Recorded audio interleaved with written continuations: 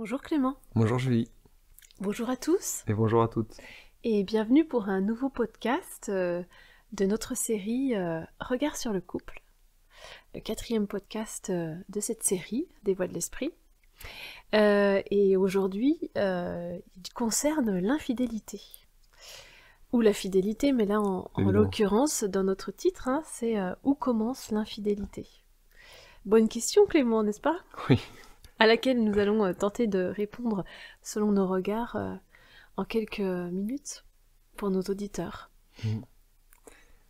Alors c'est vrai qu'on a tendance à se demander souvent est-ce que voilà, ça passe par des actes, certains placent le curseur lorsqu'il y a voilà, un baiser qui est échangé, d'autres c'est quand ça va plus loin, certains effectivement considèrent que l'infidélité commence dès qu'on se met à regarder une autre personne dans la rue.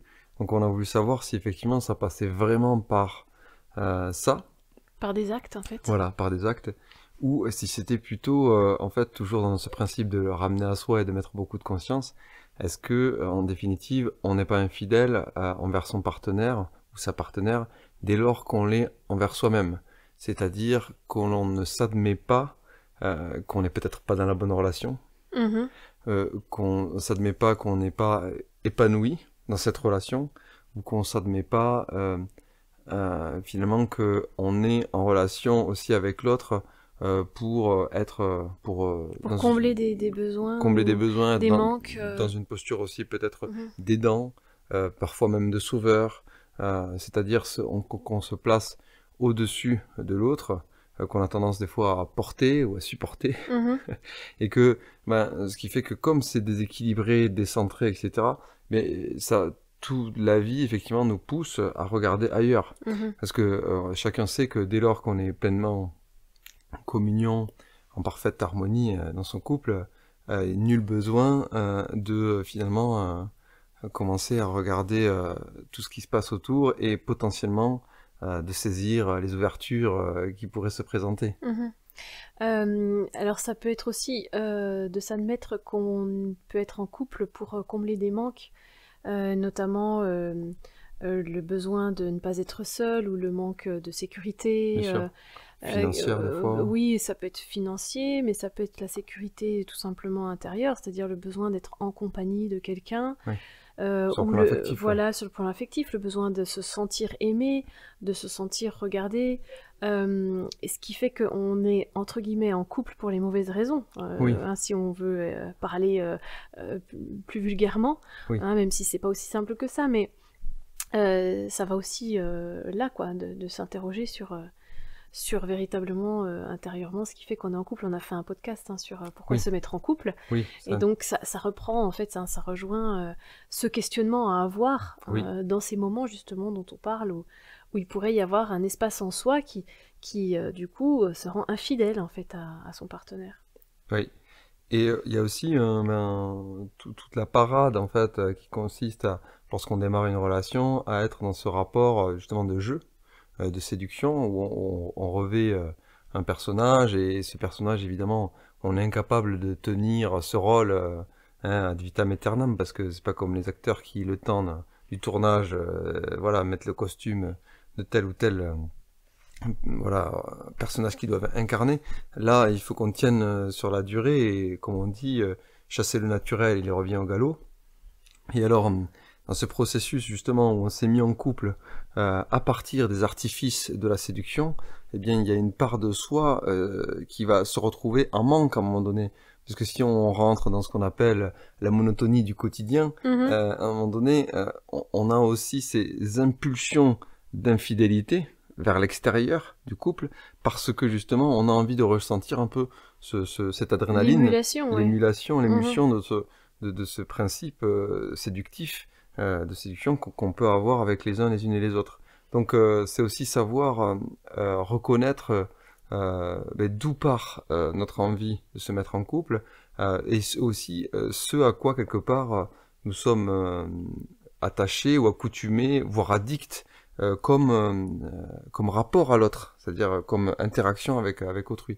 Est-ce que mes interactions avec autrui sont fondées sur le désir et le besoin de plaire, auquel cas, effectivement, je vais me montrer infidèle, mais pas forcément même dans le couple, ça peut être en amitié, ça peut être dans toutes les relations que je bâtis. Parce que dès lors que je sors de que j'ai le sentiment d'avoir acquis l'autre, c'est-à-dire d'avoir eu cette victoire, de l'avoir séduit, alors ben nul le challenge est relevé, est acquis, et nul faut passer au suivant ou à la suivante en fait.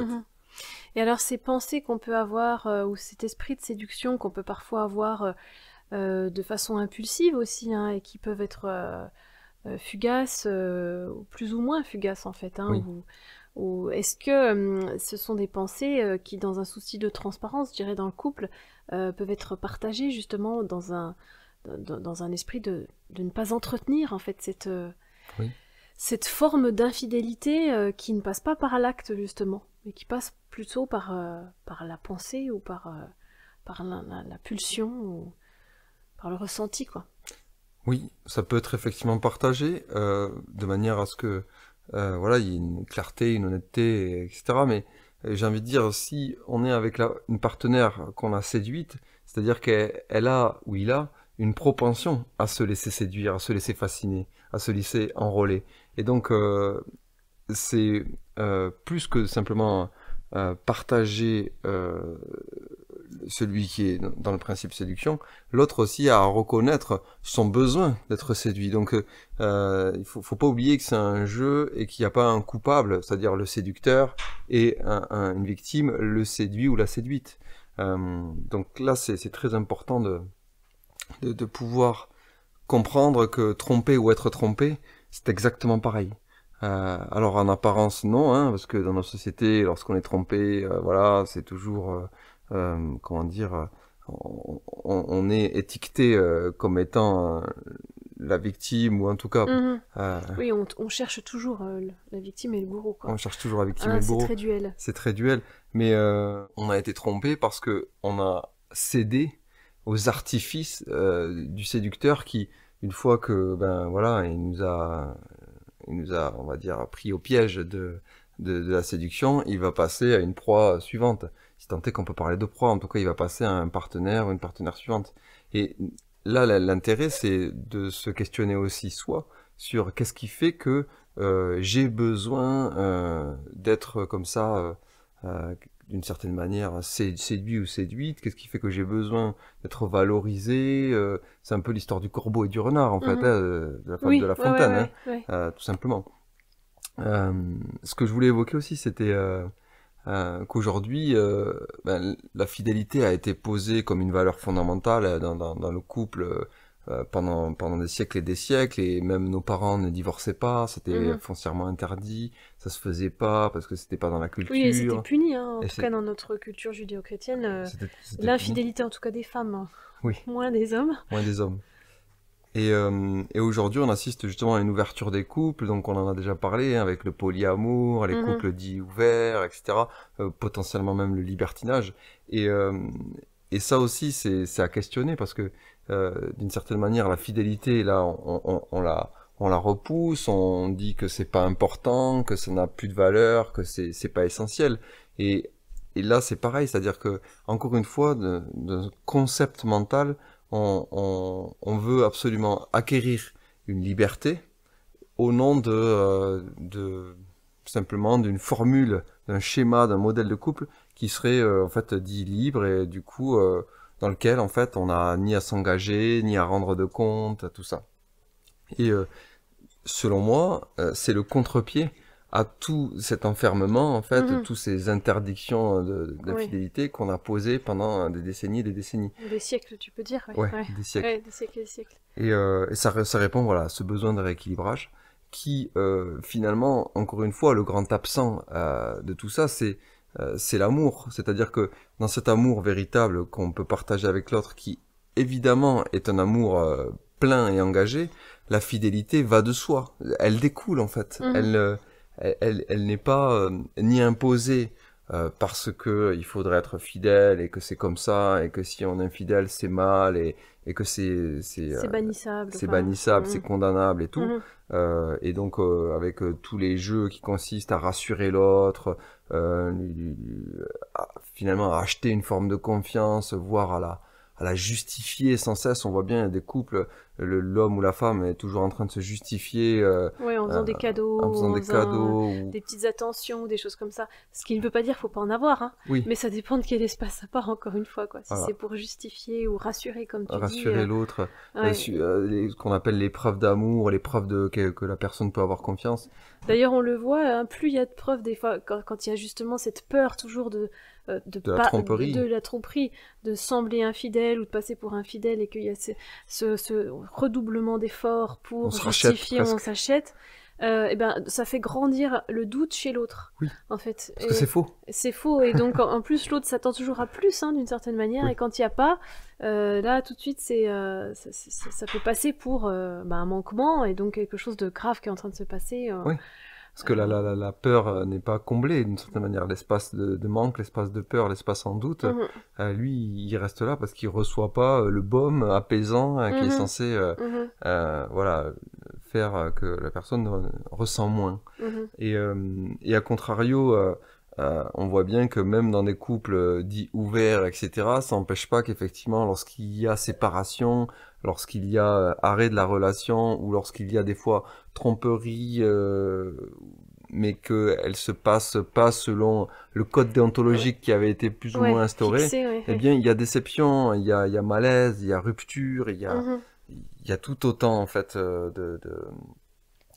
d'une certaine manière d'inconfort en fait, d'inconfort et d'aggravation de la blessure initiale qui a voulu être évitée, esquivée en disant l'infidélité ça n'existe pas chez nous puisque on est libre. C'est pas grave, voilà. Voilà, c'est pas grave, ou même on n'utilise pas le mot puisque effectivement si on est dans un amour ouvert, libre, hein, on a fait un podcast qui s'appelait Amour libre, libre amour là-dessus.